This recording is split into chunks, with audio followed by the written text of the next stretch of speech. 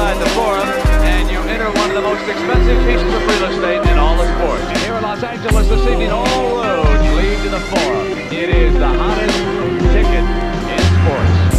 The Forum.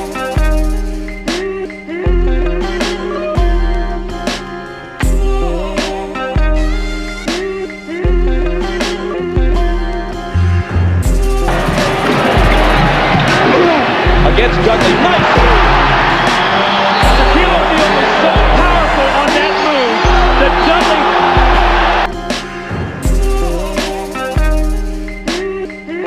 How about Kobe Bryant and Michael Jordan? The foul line.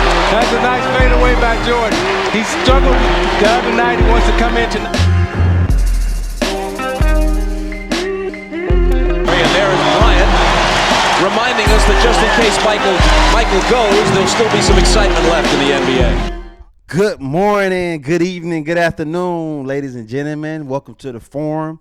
I'm Isaiah Johnson here along with Jared Adams on the check-in, man. What's going on, everybody? one and only Jared Adams, I might add. We're excited today, man. We have a lot in store. We have so much to talk about, so much to get into. There's a lot going on in the basketball world. Let's get right into it, man. How about them Lakers? Man? Okay, Battle of LA. Man, so Battle of LA Part 3 was today. We all witnessed that on ABC at 3:30. It was an interesting game. I think the Lakers battled down. They were down at halftime, and they battled back. And I think today we saw AD kind of step up. I was proud to see that. And we definitely saw LeBron James be LeBron James. I mean, LeBron James. I'm not really sure if you could really say, like, we're surprised at this point what he could do in the basketball. LeBron James, ladies and gentlemen, what we watched this past weekend was a masterpiece.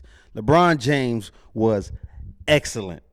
So not only did LeBron James display a dominant performance these last two games, he defeated the number one team in basketball, the Milwaukee Bucks, followed by the number third team record-wise in the league, the Los Angeles Clippers.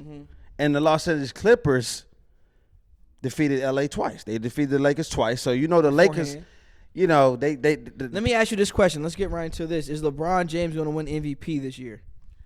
as it stands with his Did he do enough this week to put him over the top? With his two latest performers, I would have to say, as it stands, you have to give him the edge. Giannis just went down with a knee injury, some minor sprain, so hopefully he's not out too long. But I have to get the edge to LeBron, man. He's carrying that team like no other player in the league. Like pretty much, if you remove LeBron from the Lakers, what are we looking at? Is this even a playoff team in the West? I mean, that's the main question. I know if you could say the same thing about Giannis on the Bucks. I know he's the front runner before this weekend. He was definitely the front runner. He was running away with it.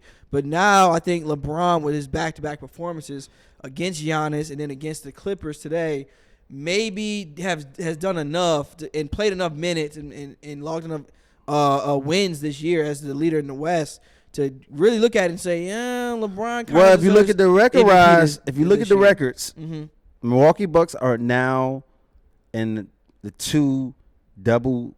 You know, they're in the double digit L columns. So they're not going to get. So they're currently they were I believe they were. We can look at the standings. Let's look at the standings. They were 43-9, right? So now the Lakers are right there behind them. The Lakers only lost 13 games. Yeah. And we'll look at the standings here. But let me say this. You take LeBron James off the Los Angeles Lakers, that team in the West will they make the playoffs? They will be squeezing at the 8th seed. And I'll tell you why. They be fighting for a playoff We spot. watched the Los Angeles Lakers multiple times, and we have come to realize that they need more shot creators. Outside of LeBron and AD, who else is going to give you, like Shaq says, the others? Yeah. Avery Bradley stepped up today. Yeah.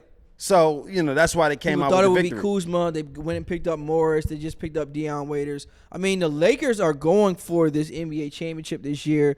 There was a point in time before I saw today's evidence, you know, I really thought that they were getting put out there as this like favorite in the West when really it looked like the Clippers kind of might have had a better roster than them and was the main contender to kind of knock them off, especially in a playoff setting. Absolutely. You know what I mean? But I think Now it's starting to look like, I don't know. The Lakers, this might be the Lakers' year.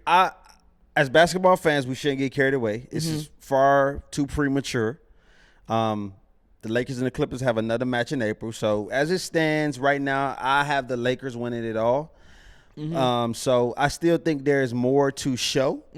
So we can't fall into who do you think is making it out of the East then? If the Lakers are going to the finals, as it stands, the Milwaukee Bucks. Yeah. But you look at the Milwaukee Bucks and you see what the Toronto Raptors did to them last year. They had a game plan for Giannis. Make him shoot, clog the paint, put 2 bodies on him. They also had Kawhi Leonard.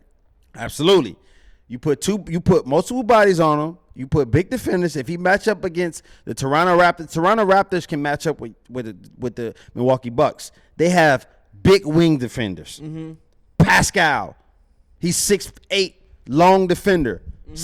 Serge Ibaka, you know what I'm saying? So I don't think the Raptors can take out the Milwaukee Bucks. But I don't know. So what team in the East you can see actually taking out the Bucks?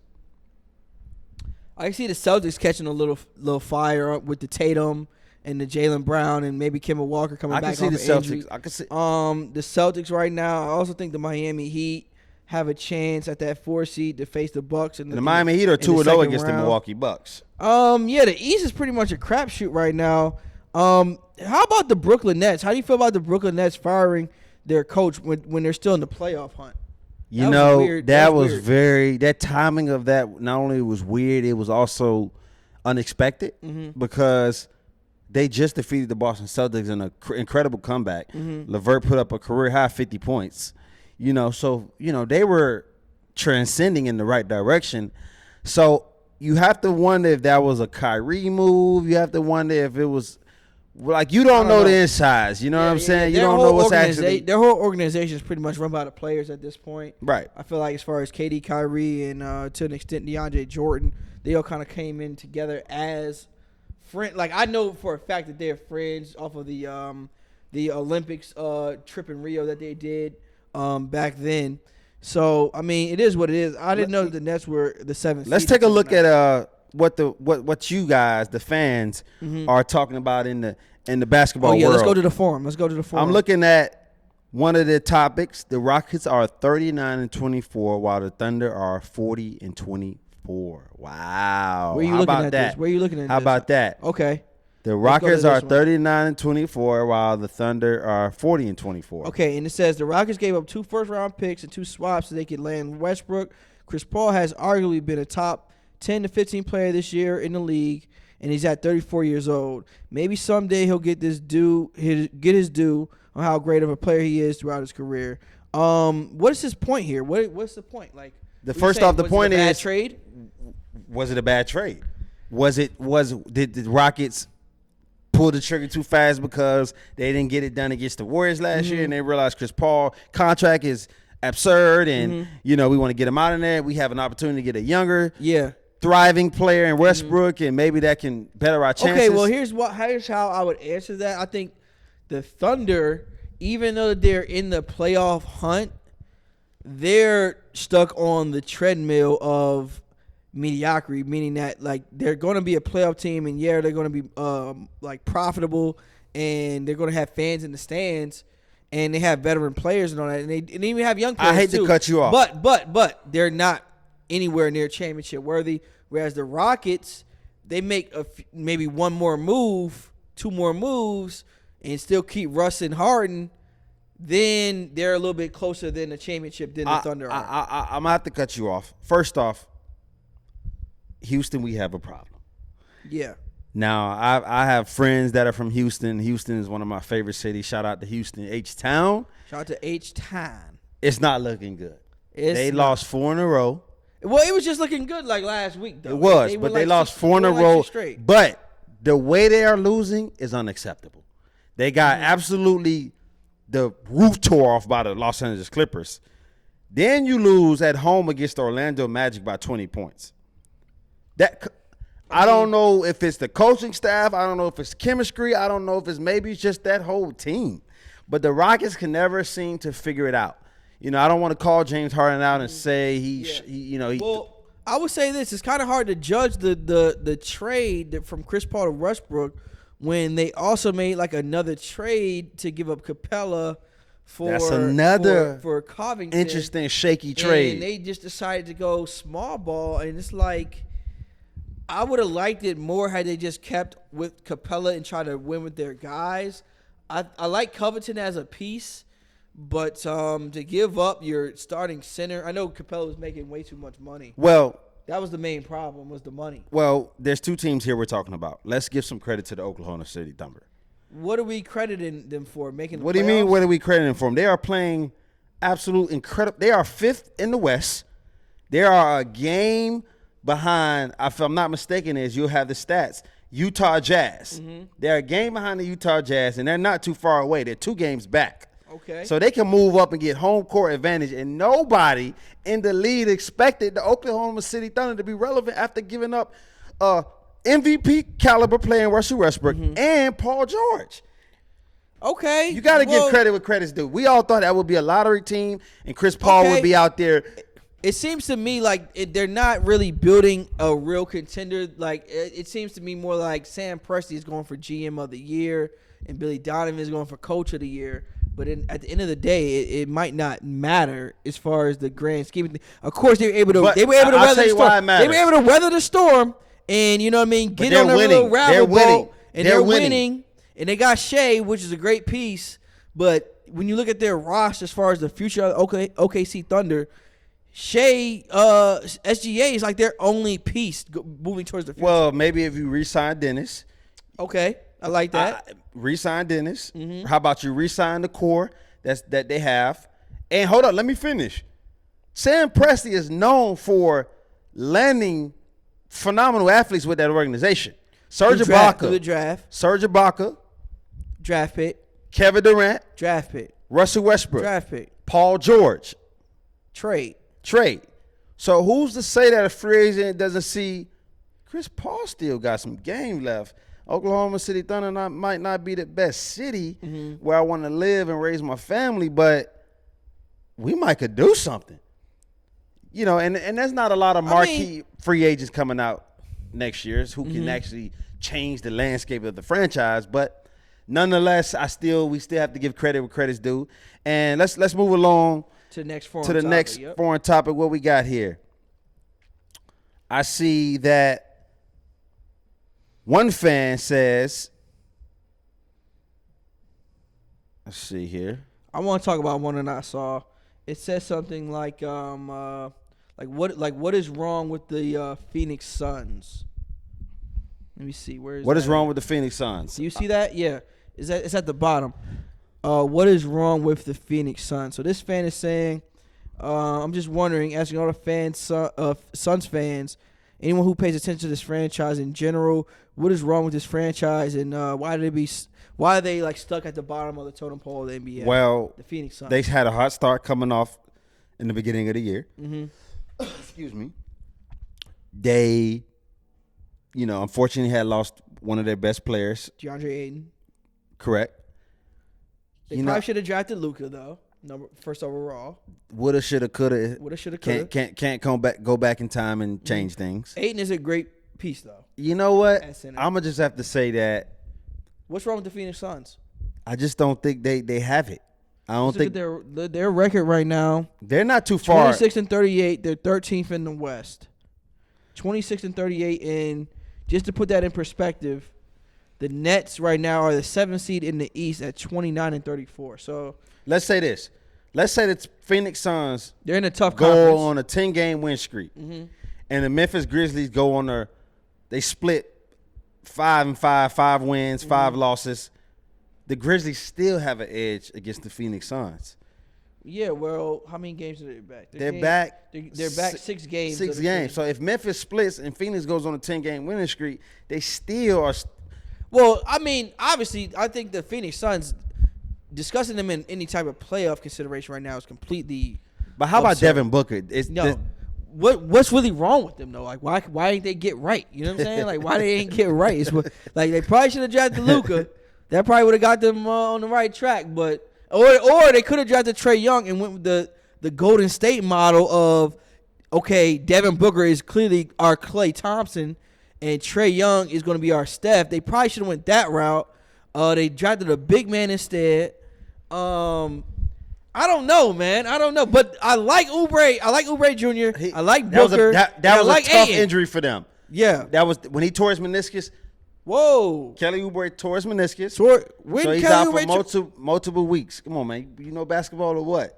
Oubre Jr.'s out? Oubre's out. Well, that's one of their main problems. So I think that was a tough blow for that organization. I think I think if the Phoenix Suns have the opportunity to draft that lead point guard that they desperately need to really move this franchise forward, I also think they should also possibly trade for John Wall. I don't know. Well, who would you give up for John Wall? I mean, let's be realistic. Do you actually believe that John Wall can come back from that awful injury that I think John Wall. I think the thing with John Wall is right now he's probably healthy enough to play right now. He's just not going to do it. He's making too much money. There's no point. The Wizards won't make the playoffs. And speaking of the Wizards, how about Bradley Beal? Another great player. Yeah, should have made the All-Star team for sure. Indeed, another player who got it. He got game. You know what I'm saying? In the words of Spike Lee, he got game. He can get you 50 points. You know. He went 50 points back to back. He came out and said. What did he say? He said, I want to be the guy. I want to be able to put the banners here in this city. In D.C.? And he has an opportunity to go to a contender or whatnot. He said, why would I go to Miami or Boston or Toronto to make life easy for me when I can just stay right here and get it out the mud? Yeah, I understand that. Also, they got this thing called the Supermax nowadays where he can make like $40 million. Hey, So that might be an incentive of why he's talking like that. His pocket's straight, but you're not going to just let $40 million off the table, you know what I mean? Like that's money you got to consider when you retirement, you know what I mean? But I mean, there's a bunch of teams that are on the treadmill right now as far as the NBA. I'm not sure what the hell their building strategy is. But yeah, man, you want to go to another forum topic? Definitely, indeed. I'm looking at a few topics here. Let's see what the fans got for us. I see a Christian Wood forum. Christian Wood Turning up. Christian Wood. Guys, got game. Let's see what What they talking about? See what they're discussing here. Okay. Can this guy get some real playing time? He's had a 23.1 player efficiency rating before today, and then he dropped 28 points, 10 rebounds, 2 assists, 1 steal, 1 block, 11 of 14 shooting, 2 of 3 threes, made all 4 of his free throws, and was plus 32 minutes off the bench. Or starting in only 22 minutes of play. I said I don't get to know whether they ignore him or whatever, but what's going on with Christian Wood? And Christian do you see Wood him staying on the Pistons next year? Christian Wood. He's gonna get maxed out, or what's going Shout on out with Christian to Wood. Wood? Let me. Wood, phenomenal player. He also, to me, I think you have to have the fortitude, and you have to be a strong-minded individual to come from the bottom and earn your spot. You know what they say? If you ain't making enough noise, you need to not make more noise. Knock on that door until they know who you are. Christian Wood was a G League player who bounced around from a few teams, got his shot in Detroit, and lit it up. Christian Wood has been balling. And Christian Wood is partially the reason why the Pistons said, let's go ahead and let go of Drummond and focus on these young wave of players we have. You know. Now, I'm not gonna lie. For the Pistons right now, their whole cupboard is just. They have zero pieces. They are. Christian Wood is their best piece. They still have Derrick Rose, but we know We're Derrick. talking about the future, man. All right, let's talk about the future. Christian Wood. That's it. Luke Kennard. They also have this. They have this young guy Sekou.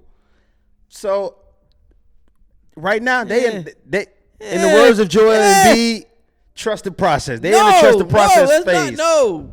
What you mean? They're in a trusted process phase. They don't got no like a lot of these teams, man. They don't. First off, it was a bad trade. Why you give up Drummond for Brandon Knight and John Henson? Doesn't make no sense to me. I get it. Drummond may not resign, but you basically got, and no disrespect to Knight and Henson, but you basically gave got up an all-star. Nothing for Andre Drummond.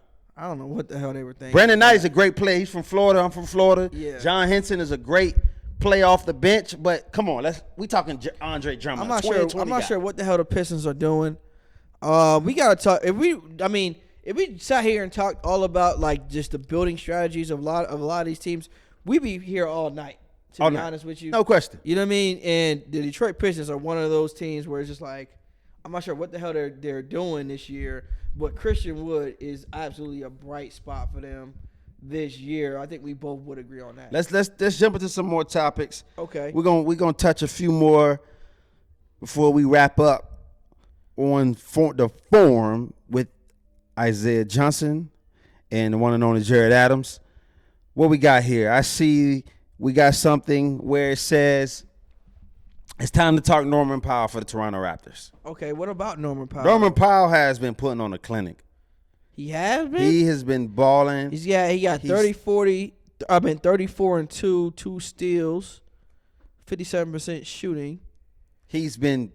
Is this the new normal for Powell? In previous years, he hasn't been able to put it all together. He's been balling. He's been balling? Norman Powell has been putting up great numbers. He had a career high, 37 points, followed by a 31-point victory against the Sacramento Kings. He's been filling in for Van Fleet, who's been out with injury.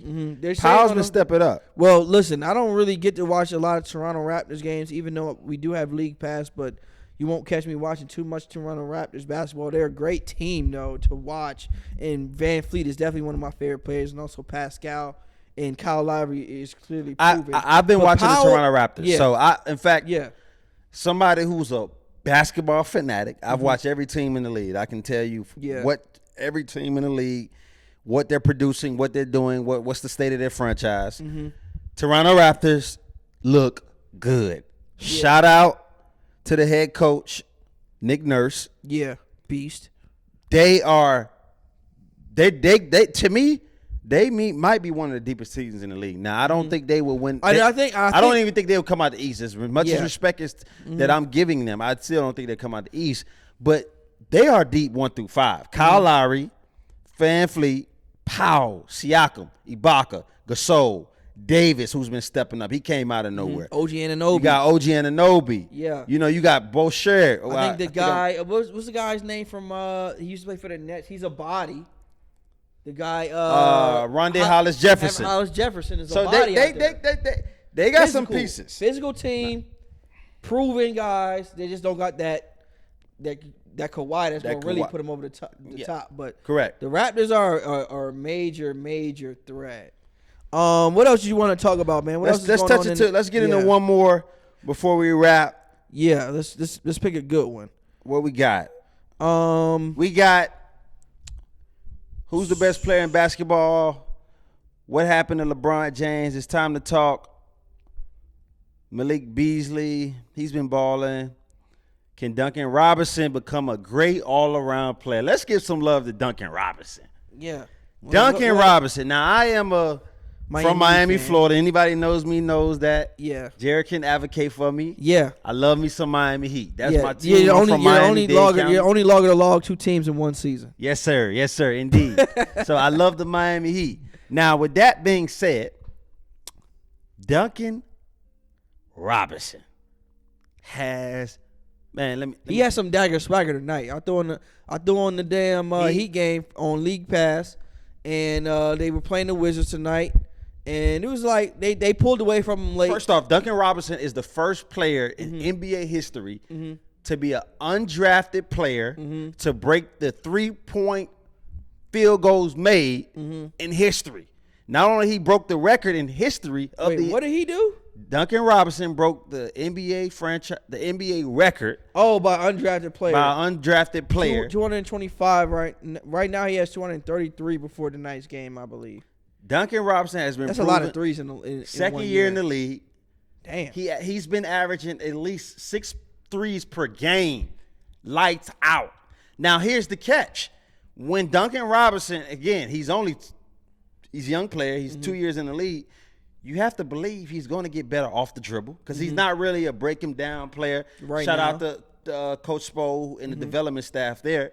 He's not really a Tyler Hero. Tyler Hero can actually take you off the dribble, create shots. He's not that guy, but he is a sniper.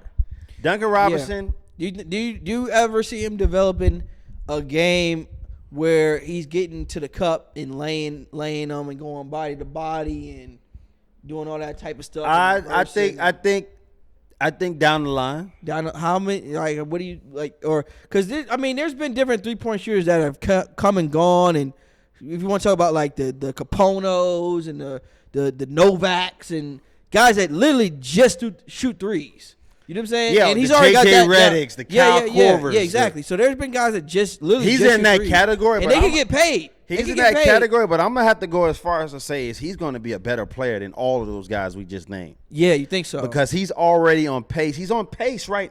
First off, he already broke the record. Mm-hmm. He has become a valuable, a legitimate threat for the Miami Heat. In fact, I don't see Coach Spo subbing him out the game in crunch time. He was in crunch time tonight, and he knocked down 2 He's straight averaging threes. 30 minutes per game. Damn.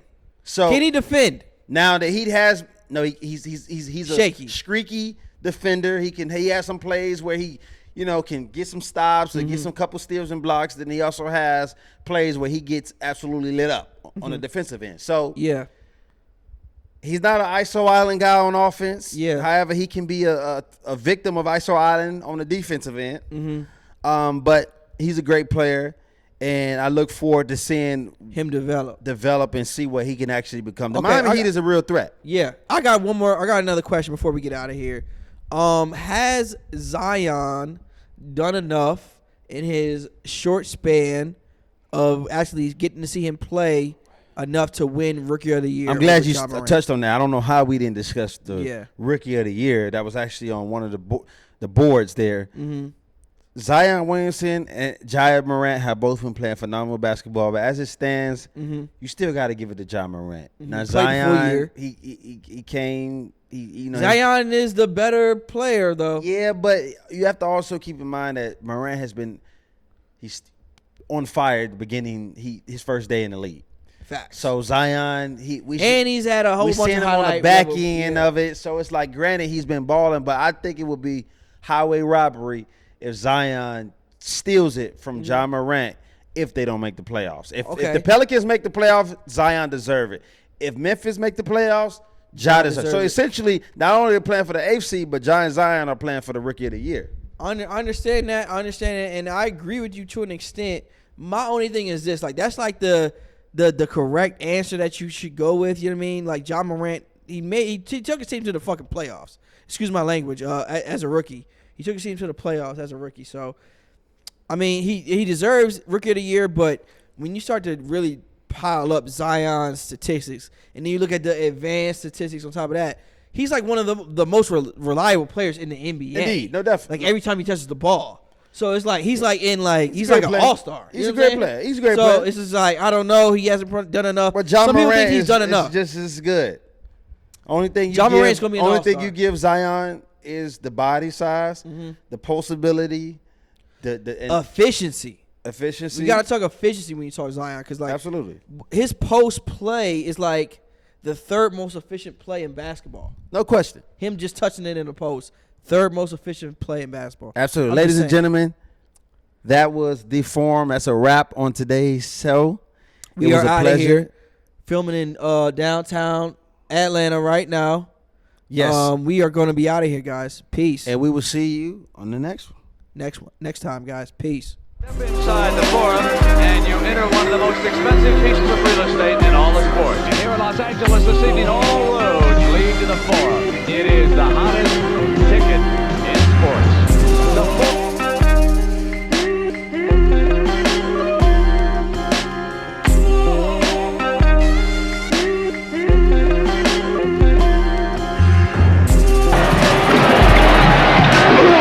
Against Dudley. Nice! Shaquille O'Neal was so powerful on that move that Dudley.